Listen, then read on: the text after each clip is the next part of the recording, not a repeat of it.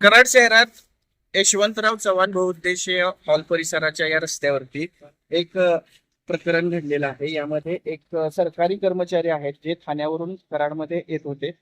पहाटेच्या दरम्यान या कर्मचाऱ्याचा मृत्यू झालेला आहे. गाडीने धडकलेली अशी प्राथमिक माहिती या ठिकाणी मिळत आहे.